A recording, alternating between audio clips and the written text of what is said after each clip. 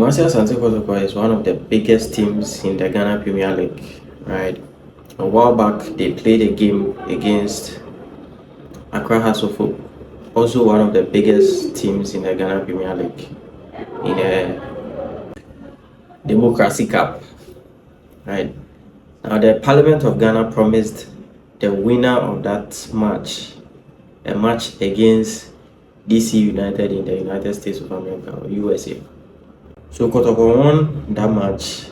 So ultimately, they had to be the ones to play against DC United in the US. Right now, 3 days ago, they traveled to the US, and then a short while ago, they reported that two of their players who are originally from Sudan are missing, or they are no longer with the entourage that traveled to the US and cannot be found anywhere.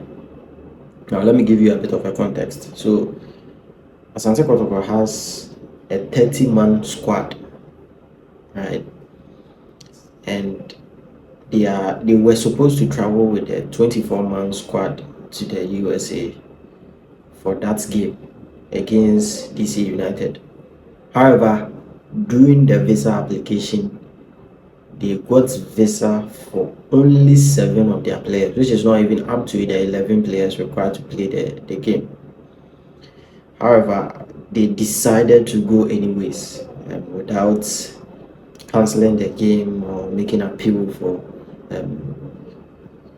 the visas to be issued to those players who were required to play in the game against DC United.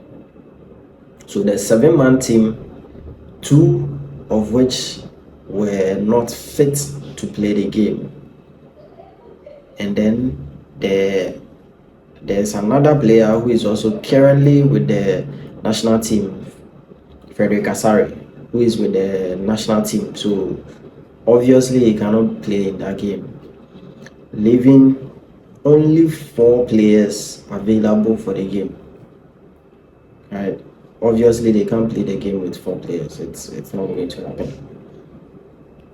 Now the 7 players who got the visa, one is already with the national team, so he is out, and then the 2 who are on injury so cannot feature in the game, along with the coach, and then the assistant coach traveled to the USA 3 days ago.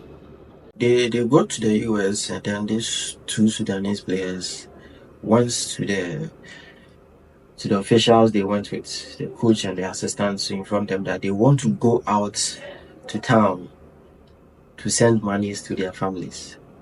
But clearly that was impossible, based on the fact that they are from Ghana going to the USA, and the banks through which these players are paid do not even have branches in the US, right? So obviously they can't send money, which was a bit fishy. So smartly, the players did not argue, and they went back to their hotel rooms. So over the course of the night, they ordered for the ride or whatever, a black car picked them up from the hotel, and then that was it. So the officials started looking for them. They made reports that 2 of their players have gone missing. So they only got to know that the players were picked up by a black car after looking at the CCTV videos of the hotel. Right. So obviously the players thought of the opportunity they've had to be in the USA, and then the fact that they are playing in the Ghana Premier League.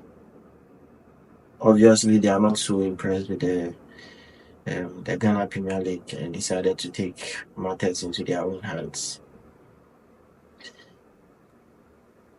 A national disaster, if you ask me.